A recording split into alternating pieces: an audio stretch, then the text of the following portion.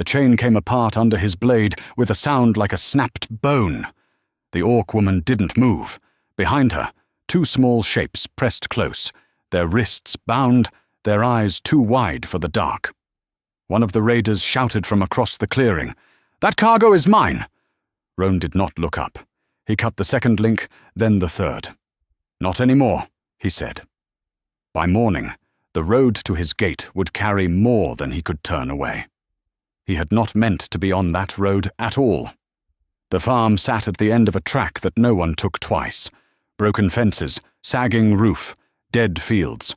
Roan had bought it cheap because cheap was what he had, and because no one else wanted ground that had buried everything once already. He rose before the sun each day and worked until his hands ached.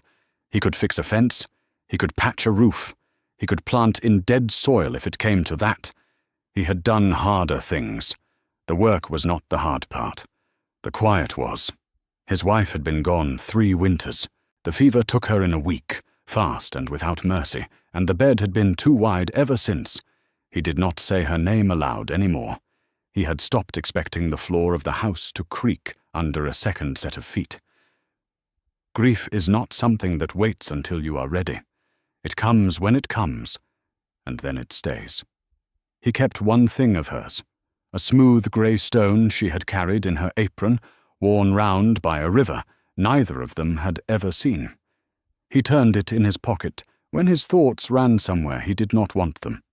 It was not comfort, not exactly. It was more like a hand on a fence post in the dark, something to tell him where he stood. The land didn't care that he was alone.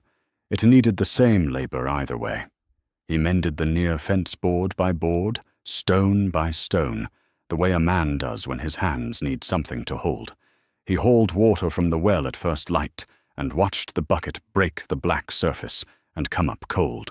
The ridge stood east of the house, dark against the rising sun, and he had learned not to look at it long. Things came down off that ridge. He preferred not to think about what. That morning, he had ridden out only for nails and salt. He took the long way, past the dry brush and the red rock, because the long way had no people on it. That was the whole of his plan. Buy what he needed. Say nothing to anyone. Come home before dark and eat alone, the way he had eaten for 3 years. Then he heard the chains. He should have ridden on. A wiser man would have. He sat his horse at the edge of the clearing and counted what he saw. A wagon. Iron rings bolted to its bed. Men with the easy cruelty of people who sold what breathed, and 3 figures chained in the open sun, one tall and still, 2 small and shaking. He looked at them for a long time. He did not decide anything.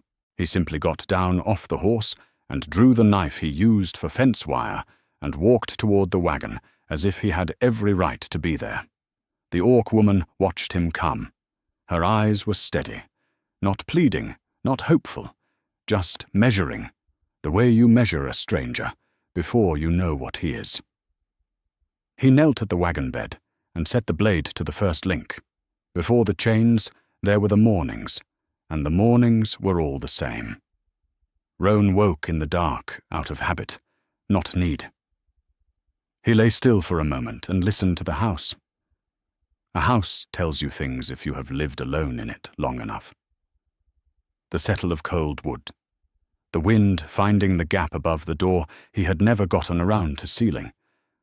No other breathing. He had stopped reaching across the bed sometime in the 2nd winter. The part of him that used to reach had gone quiet, and he had not tried to wake it. He built the fire first. He had learned to do it without thinking. The kindling laid in a small cross, the coal from the night before, fanned until it caught. The flame threw light up the walls and made the empty room look almost lived in. Then he set 1 bowl on the table, 1 spoon. He had given the other away to a tinker who passed through, because 2 of a thing in a house meant for 2 was a hard thing to look at every day. The well came next. He hauled the bucket up, hand over hand, and watched it break the black surface and come back cold enough to ache. He drank standing at the lip of it, while the sky went grey in the east. The ridge stood there in the half-light, dark and patient, and he gave it the same short look he always gave it, and then turned his back. The land took the rest of the day. There was always more of it than there was of him. He mended the near fence where the frost had heaved the posts, working board by board, stone by stone, the way a man works when his hands need something to hold and his head needs somewhere to put itself. He cleared the dead growth from the south field. The soil came up grey and tired in his fingers. He had planted it once and watched nothing come, and he meant to plant it again, because trying was a kind of company. In the afternoon, the wind dropped, and the quiet got worse. The silence was the worst part. It was not peace. It was the absence of a voice he had known the shape of for 11 years. She had carried a stone in her apron, a smooth grey thing, worn round by some river, the kind of weight a stone has after it has been under water a long time. He had found it in the pocket after, when he was folding the apron to put it away, and he had not been able to put the stone away with it. Now it lived in his own pocket. He turned it sometimes when his thoughts ran toward the wide bed or the second spoon. It did not fix anything. It was just something solid to hold, and some days that was enough. People did not come out this far, and that suited him.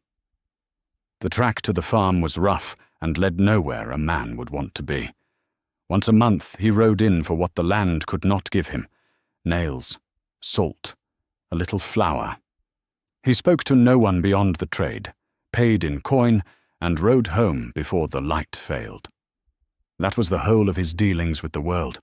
He had decided that the world had taken what it was going to take from him, and that he would give it no further chances.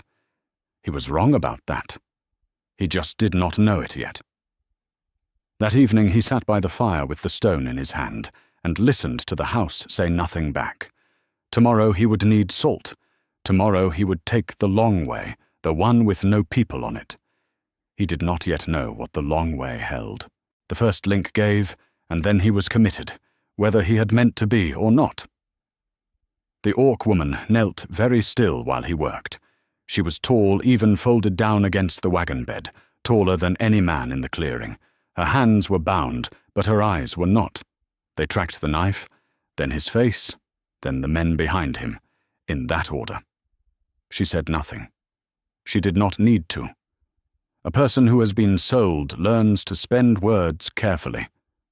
The two small ones pressed into her side. Twins, near enough the same height that he could not tell which was older. Their wrists were rubbed raw under the iron. One of them made a sound, low in the throat, and the mother shifted to put herself between the child and the men. She did it without looking. She had done it before. "You are making a mistake," the raider said.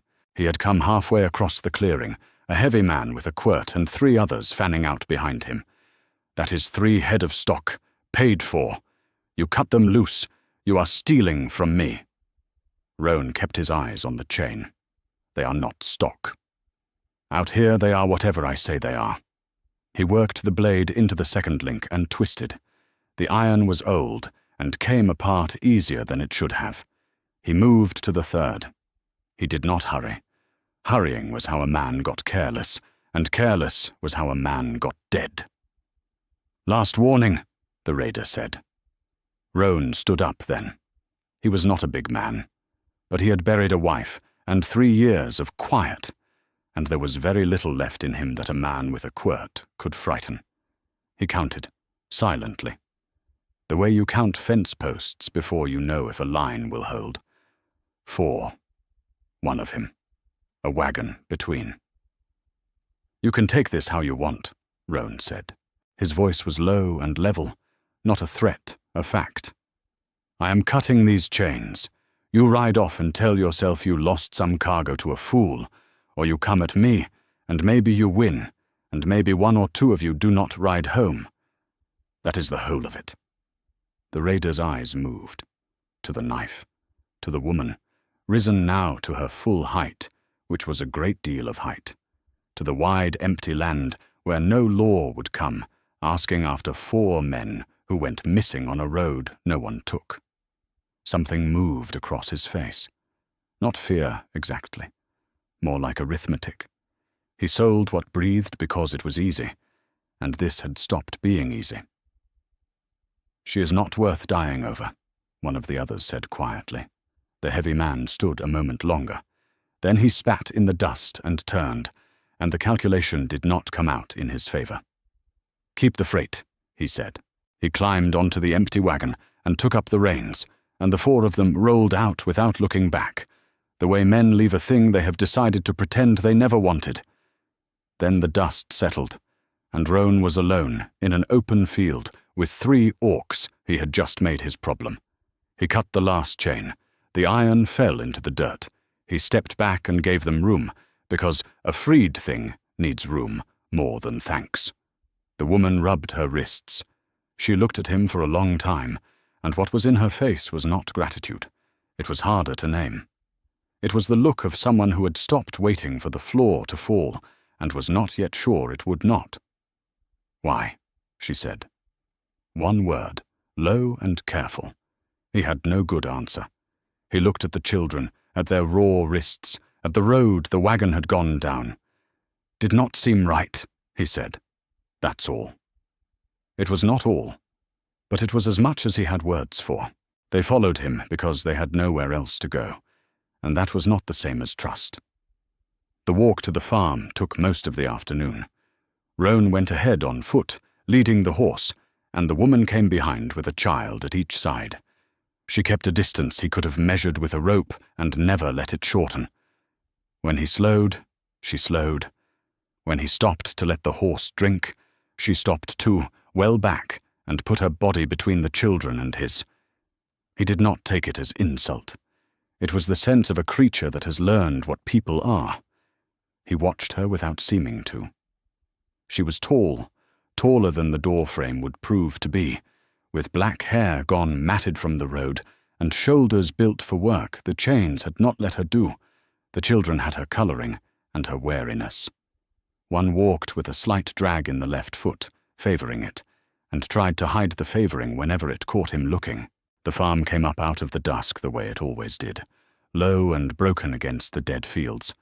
He stopped at the gate. "This is it," he said, "such as it is." She looked at the sagging roof and the leaning fence and the dark windows, and something in her shoulders eased a fraction. A ruin was less frightening than a fine house. A ruin meant a man with nothing to guard but himself. He did not ask them inside. He opened the barn instead, the one structure with a sound roof, and forked down clean straw into the dry corner. "You can have this," he said. "Door bars from the inside. I will not come in at night." He set it down plain, like a fact about the weather. Then he stepped back through the door and left it wide so she could see he was not closing anything on them. She stood in the barn a long moment, reading it. The exits, the shadows. The man framed in the doorway with his empty hands hanging loose. The children pressed against her legs. The one with the bad foot looked at the straw the way a hungry man looks at bread. "What do you want?" she said.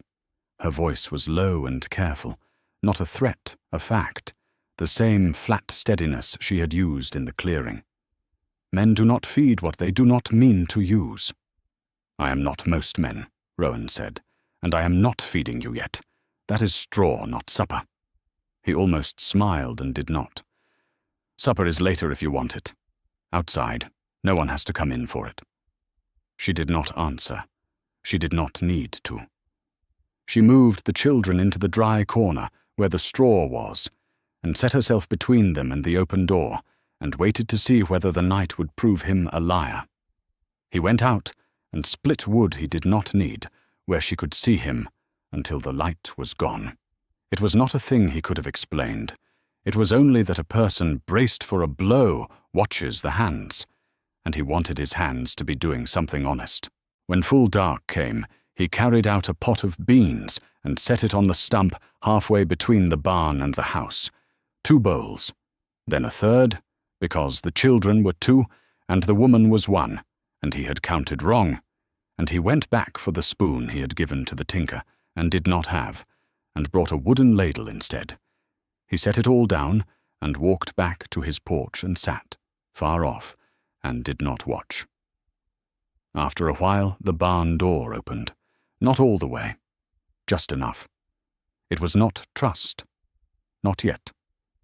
But it was the possibility of it, and out here that was more than he had had in 3 years. They ate the beans in the dark, and in the morning they were still there, and that settled the first question. Rowan came out at first light to find the bowls washed and stacked on the stump, and the ladle laid across them, clean. He had not asked for that. He stood looking at it for a moment. It was not thanks. It was something more careful than thanks. It was a person showing she paid what she took. The woman stood in the barn door, with the low sun behind her. The children watched from the straw, 2 pairs of eyes in the dark. "We will not stay long," she said. "When the small ones are stronger, we will go north. There is country up there that does not keep our kind in chains." She paused. "Until then, we do not take what we do not earn. Tell us the work." He thought about it. He was not a man who liked terms, but terms were a thing she could hold, and she needed something to hold. "Fence wants mending," he said. "Roof. The south field has to be cleared before I can plant it. I do the heavy of it. You do what you want of the rest, and I feed you for it. No one comes in the house. No one comes in the barn but you. That is the whole of the arrangement. And if we go through your things in the night, there is nothing in there worth going through," he said. And that was true, and she heard that it was true. She was quiet a moment. "Naylor," she said at last, just the one word. She did not offer a hand. A name was the most she was willing to set down between them, and she set it down the way you set down something you might have to snatch back. "Roan," he said. That was the whole of the bargain. No paper, no shake. 2 names and a list of work. They began that day. She could lift what 2 men could not, and she did it without being told twice, hauling the heaved fence posts upright while he drove the wedges home. They worked apart more than together, each watching the other from the tail of an eye. But the work got done, and work done is its own kind of talking. The children kept to the barn at first. By afternoon, the bolder of the 2 had crept to the edge of the yard to watch. He was small and thin, and had his mother's flat measuring look, and he held it on Rowan for a long time before something in it gave way to plain curiosity. "Is the well deep?" the boy asked. "Deep enough," Rowan said. "Are there fish in it?" "No fish, just cold water." The boy considered this with great seriousness. "There could be fish," he said. "You don't know." And he went back to the barn, satisfied, having won the point. Rowan stood with the wedge in his hand and felt something he had no name for. Not quite warmth. More like the first give in frozen ground, the part of the year where nothing has changed yet, but the change has started somewhere underneath. He did not let it show. He went back to the posts.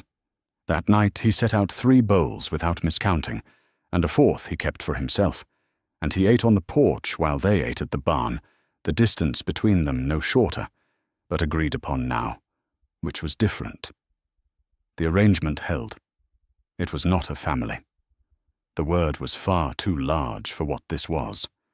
It was 4 people on a broken farm, keeping a bargain, and for now that was enough. Trust did not arrive. It was built the way the fence was built, 1 post at a time, and it took about as long. On the 3rd day, Rowan left a strip of dried meat on the stump and walked away without a word. It was gone within the hour. He did not mention it, and neither did she. But the next morning, there was a row of the south field cleared that he had not cleared himself. The dead growth pulled and stacked in a neat line. A trade made without either of them, naming it a trade. On the 4th day, the smaller twin would not put weight on the bad foot at all. Rowan saw it from across the yard, the boy hopping and then sitting hard in the dust, and the way Nyla's face went still when she lifted him. She unwound the rag around his ankle. The skin underneath was hot and shining, swollen tight, an old wrong-set hurt gone bad from the road and the iron. She knew it was bad. She did not know what to do about it, and not knowing was a thing she clearly hated. Roan went into the house and came back with what he had. Clean cloth, a jar of the grey salve he kept for the horse's legs, and his own split knuckles, a basin. He set them on the stump and stepped back, the way he set everything down, plain and at a distance. "Soak it warm," he said, "twice a day. The swelling has to come down before the foot can set right. The salve draws the heat." He paused. "I can show you, or you can do it. Your choice." Nyla looked at the jar a long moment. Then she carried the boy to the stump herself, and set his foot in the warm water, and watched Rowan's hands while he showed her once how to work the salve in without pressing the tender centre. After that she did it. She did not hand the child to him, but she let him stand close enough to show her, and for her. That was a great distance crossed. The boy bore it with his jaw set, and to take his mind off it, Roan asked him a question. "What is your name?" "Tomich," the boy said. "That one is Isa." He pointed at his sister, who was up a fence post, watching like a cat. "She is older by a little. She says it is by a lot, but it is by a little." "It is by a lot," Isa said from the post. "You were both born the same day," Tomich said, with the patience of a much-wronged man. Mother said, "That is not a lot." "It is a lot if I came first." Roan said nothing. He let it run. There was no fixing an argument like that, and no need to, and a child arguing about minutes was the sound of a child who had stopped, for a moment, being afraid. That was worth more than winning. By the 6th day the swelling had gone down. Tomich put weight on the foot, and grinned like he had invented walking. Isa pretended not to care, and watched him the whole time. That evening Nyla washed the basin and the cloth, and set them back on the stump, clean, the way she returned everything. But this time she did not go straight back to the barn. She stood at the edge of the porch light, just outside it, and looked at him for a moment. "You did not have to," she said. "No," Roan said. "I didn't." She nodded once, as if that were the right answer, the only honest one, and went back to the barn.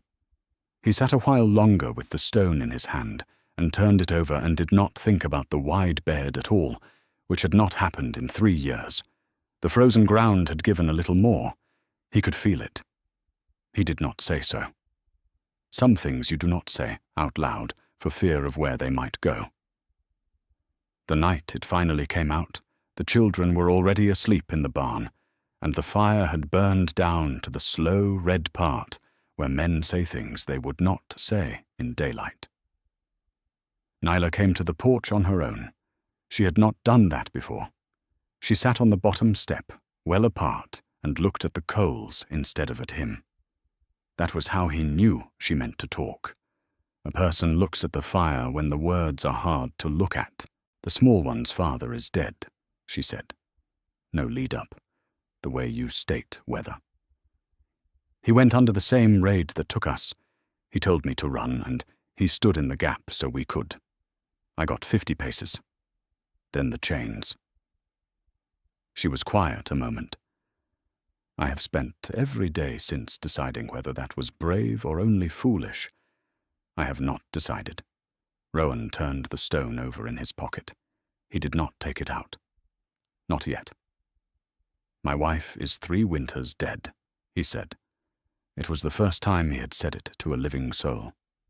"Fever. A week, start to end. No raid, no gap to stand in. Just a thing in the blood I could not reach." He looked at the fire. "I have spent every day since deciding whether staying out here alone was grief or only hiding. I have not decided either." Nyla looked at him then. Something passed between them that was not pity on neither side. Pity needs one person above the other. This was level. Two people who had each lost the center of a life, comparing the shape of the whole. You kept something of hers, Nyla said. It was not a question. She had watched his hand go to his pocket too many times. He took the stone out. He had never shown it to anyone. It sat grey and smooth in his palm in the firelight, worn round by a river neither of them would ever see. She carried it, he said. I do not know why. I never asked, and now I cannot. He turned it once. Stupid thing to keep. No, Nyla said. It is the opposite of stupid. It is the only thing you let yourself feel it through. She reached out, slowly, and touched the stone with 2 fingers. Lightly, the way she handled fragile things. She did not take it. She just touched it and gave it back to the keeping of his hand. We carry stones, too. Different stones. The same reason. He closed his fingers around it. For the first time, it did not feel like a wound he was pressing. It felt like a thing that could be set down and picked up again by choice. He did not say so. They sat a long time after that, not talking, the fire going to ash between them. The silence was not the bad kind anymore, the kind that had filled his house for 3 years. This was the other kind, the kind 2 people make together on purpose. North, he said at last. You still mean to go. When the small ones are strong. She paused. Tomek walks now, grins like a fool about it. He does. That is your doing. That is the salve, Rowan said. It is not the salve. She stood, all of her, tall against the dying light, without any of the wariness that had been in her since the clearing. I know the difference now between a man who feeds what he means to use and a man who does not. You taught me there was a difference. That is not nothing. She went back to the barn. He sat with the cold stone warming in his fist and understood that the part of him braced for years had, somewhere in these weeks, gone quiet. He had not noticed it go. That was how he knew it was real. Grief does not announce its leaving. It just, one night by a low fire, is a little less than it was. The official came on a Tuesday, alone, on a tired grey horse, and he did not look like trouble. That was the thing about trouble. It rarely announced itself. Rowan saw the dust on the track before he saw the man. He set down the hammer and walked to the gate and stood there, the way you stand when you want a thing stopped at your line.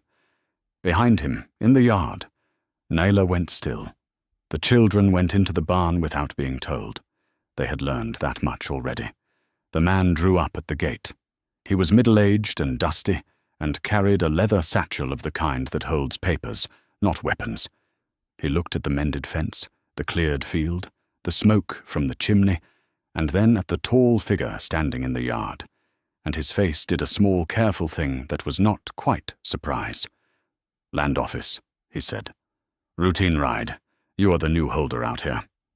He did not make it a question. He had the deed numbers already. I am, Rowan said. And those. The man nodded toward the barn, toward Nyla, who had not moved. There is no law against hiring labor. There is paper, though, for housing folk of their kind, on registered ground. Counts. A head tax, some places. Depends who is asking. He pulled a stub of pencil from the satchel. I am only asking what is here. That is the whole of my job. I write down what is, and I ride on. Rowan thought about lying. It would have been easy, and it would have been a mistake. A lie is a thing a man can come back and pull on later. A woman and 2 children, he said. They work the land. They eat what they earn. They harm no one, and they are leaving north before winter. The man wrote it down. He did not editorialize. He looked once more at Nyla, at the level way she held his eyes. Not a threat, just a fact of standing. And something in him seemed to decide she was not his concern. For what it is worth, he said, closing the satchel. I do not much care who breaks ground out here, so long as the ground gets broken. He gathered the reins. Then he paused, and for the first time his plain official voice dropped into something lower. The voice of a man giving a warning he is not paid to give. "There is a company been asking after a lost shipment," he said, "down at the river crossing. 3 head, they say. A woman and 2 young." He let that sit. "I do not know that it is anything to you. But they are not the Land Office, and they do not write things in a book. If it were me, I would want my fences high and my people close before they ride this way." Rowan said nothing. The cold needle was already at the back of his neck, the kind that warns you when something is coming. "Obliged," he said. The man touched his hat and turned the grey horse and rode back the way he had come, growing small against the dry brush. Rowan watched until the dust settled. Nyla came up beside him at the gate. She had heard. He did not have to tell her. "The same ones," she said. Not a question. Maybe just men like them. He looked east at the ridge, where things came down. Either way they are coming. She was quiet a moment. The level steadiness was still in her, but under it, for the first time since the clearing, he saw the old braced thing wake back up. "Then we do not run," she said. "No," Rowan said. "We do not." It was the first time he had said we, and meant the 4 of them. He noticed it. He did not point it out. "Some things you keep, like a stone in a pocket, until you are sure of them." They came on the 3rd morning after the official, and there were more of them than the road had ever carried at once. Rowan counted from the porch, 12 riders, maybe more, strung out along the track in no hurry, which was its own kind of threat. Men in no hurry are men who think they have already won. At the front rode the heavy man from the clearing, the one with the quirt, and beside him a leaner figure who sat his horse like he owned the dirt under it. Rowan did not run for anything. He had learned in the army that the man who reaches first in the dark is rarely the one who walks away. He set the stone in his pocket and walked down to the gate and stood at it, hands loose and empty. Nyla came out behind him. He had not called her. She came anyway and stood at his shoulder, all of her height, and the morning sun put her shadow across the gate longer than the fence. Then Tomek and Isa came too, small and silent, and Nyla moved without looking and put them behind her legs. The 4 of them made a short line at the gate. It was not much of a wall, but it was the whole of what they had, and they put it where it could be seen. The riders drew up. The lean man let the quiet stretch. He was good at it. "You have something of ours," he said at last. "A woman. 2 whelps. Cargo, signed and paid. We do not let cargo walk off." He smiled without any warmth in it. "Hand it over and we ride. Simple as that.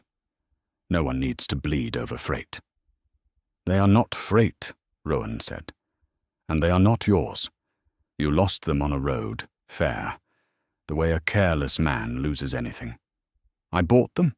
You stole them. There is no paper in the world makes that clean." Rowan's voice did not rise. "They live here now. They leave when they choose, north, on their own feet. Not in your chains." The lean man looked at him a long moment, and then past him, at the orc woman who had not moved and did not look away, and at the 2 children behind her, and something in his face hardened into figures. He was counting. The fence, the house, the 1 man. The numbers were good. The numbers were very good, and that was what made the smile come back. 12 of us," he said softly. "1 of you, and a breeder." Not 1 horse moved. Not 1 rider shifted in the saddle. Nyla did not flinch at the word. She had been called worse and survived all of it, and she stood there and let it fall off her like rain off stone. "You can count," Rowan said, "so count this too. Whatever you do here, some of you do not ride home. Maybe most of you. A thing like that gets told at every crossing from here to the sea. The men who lost half a company to 1 farmer over freight, they could not even keep. He paused. How is that for a paper? How does that read? The lean man's smile thinned. The arithmetic had gotten complicated, and he was a man who liked it simple. We will see how brave you talk tomorrow, he said. He turned his horse.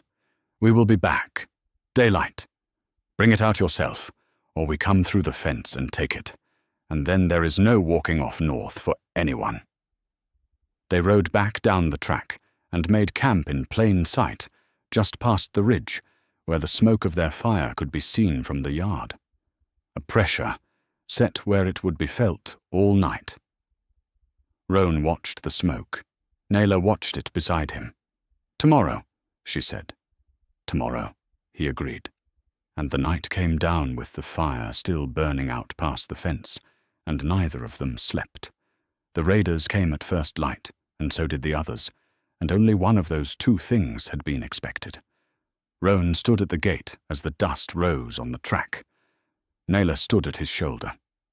The children were in the house this time, behind a barred door, because some lines you hold yourself. The 12 riders came on at a walk, the lean man at the front, sure of his numbers, sure of the morning. Then his horse stopped, and he was not looking at the gate anymore. He was looking past it, east, at the ridge. Roan turned. They came down off the high ground, the way water comes down a wash, without hurry, and without a sound a man could fix on. Orcs. Mounted and afoot, spears and old iron and faces painted for a thing they had ridden a long way to do. Roan counted out of habit, and stopped at 40. 40 warriors strung along the ridge, and at their head a grey-haired one with a scar that split an eyebrow, who rode straight for the gate and never once looked at the raiders. Naylor made a sound he had not heard from her. Low. Cracked open. My mother's people, she said. The road north. Word travels the road north. She had sent no message. She had not needed to. A freed thing, walking free where the chained are counted, is its own message, and it had run ahead of her up every crossing to the sea. The grey-haired warrior reined up at the fence. He looked at Naylor a long moment, taking the count of her, the children's faces at the window, the mended fence, the man beside her with empty hands. Then he looked at Roan, and what he did next he did slowly, so that all 40 behind him, and all 12 before him, would see it plain. He got down off his horse, and he knelt, one knee in the dust at Roan's gate, and behind him, in a long, ragged wave down the ridge, the others knelt too, 40 of them, spears grounded, heads bowed at the gate of a broken farm. It was not worship. It was not debt. Not quite. It was the oldest thing their kind had, the thing owed to one who cuts the chain when he had no blood reason to lift the knife. They had come to pay it, and they were paying it in the only coin that could not be stolen. The lean man on his horse went very still. He had brought 12 to take 3. He sat now before 50-some, and one farmer and a woman at her full height who was not afraid of him, and never would be again. Something moved across his face. Not fear, exactly. The recognition that this was a different kind of ground than he had ridden onto. He was a man who liked his arithmetic simple, and there was nothing simple left here. There was no number in it that came out his way. He pulled his reins. Freight is not worth this, he said, to no one, to himself. The quirt hung useless in his hand. No, Roan agreed. It never was. The raiders turned their horses. They went back down the track, at a walk that wanted badly to be a run, and would not let itself. 12 men carrying the story Roan had promised them, the one that would be told at every crossing, the one where they rode away. Then it was quiet. The grey-haired one rose and put his fist to his chest and said a word in a tongue Roan didn't know, and didn't need to. Some things you understand without the words. Naylor was weeping without sound, the way the very strong weep. Roan stood with the stone in his pocket and his empty hands at his sides, and understood that he had cut one chain on a road weeks ago, and had no idea, none at all, how far the cut would run. Spring did not arrive all at once. It came the way trust had come, a little at a time, until one morning the south field was green, and no one could say which day it had turned. The road north stayed a road north. Nyla did not take it. Her mother's people made their camp out past the ridge, where the raiders' fire had once burned, and the smoke that rose from it now was a different kind of smoke. Some of them moved on with the season. A handful stayed within a day's ride, close enough that the farm was no longer a farm at the end of a track no one took.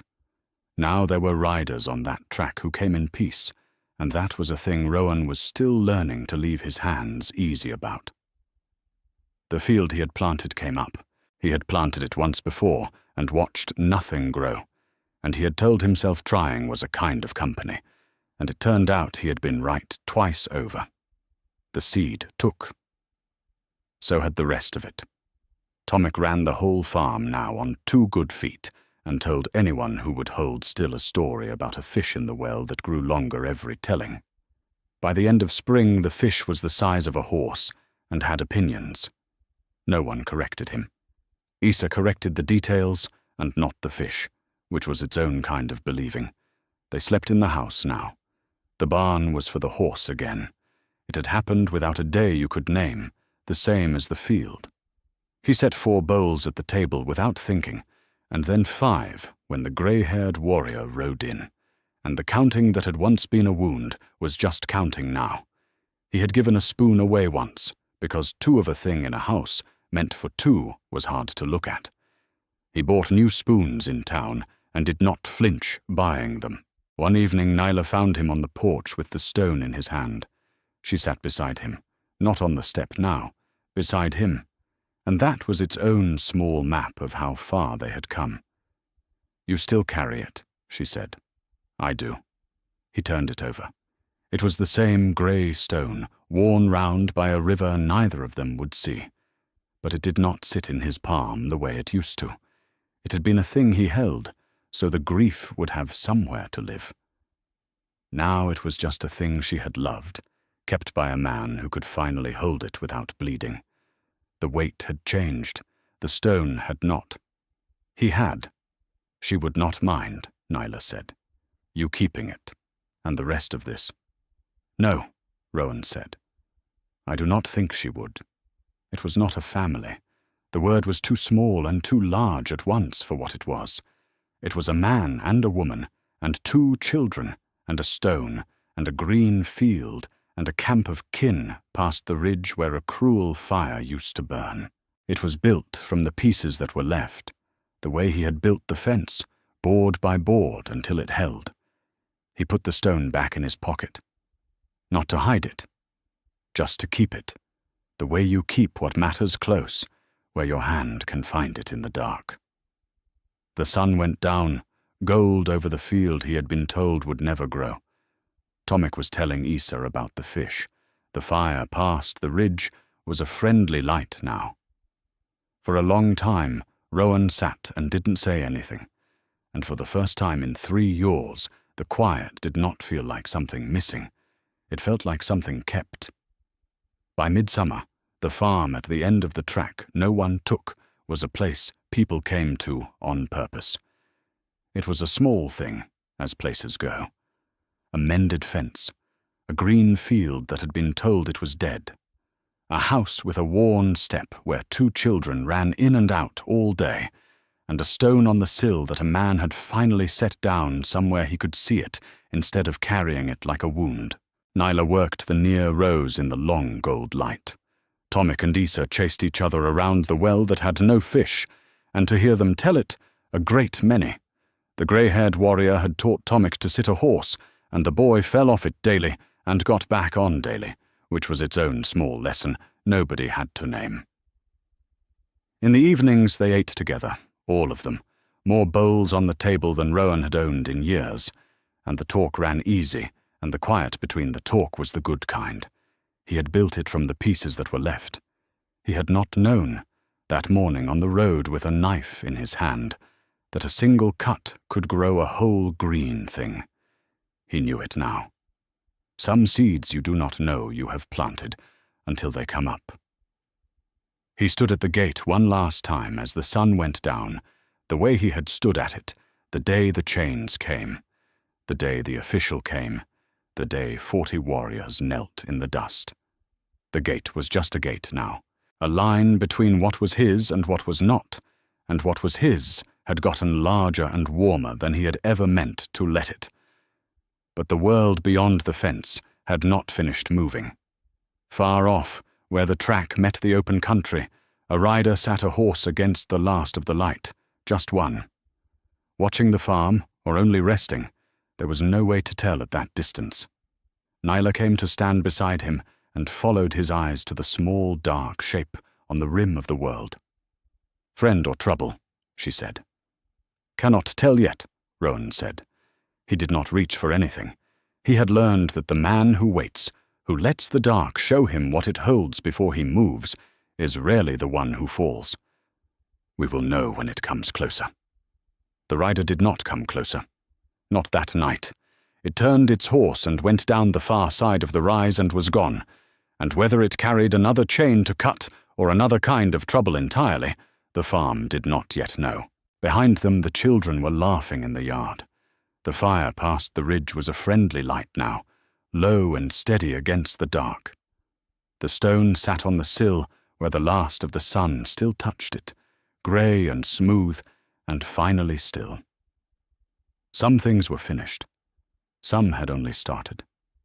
That was the shape of a life out here. You cut what chains you could reach, and you held what you built, and you watched the road, and you were not alone while you watched it. That was enough. For now, that was more than enough. Did you enjoy the story? Subscribe to the channel to watch more stories like this one. Leave a like, it helps the channel a lot. And drop a comment down below.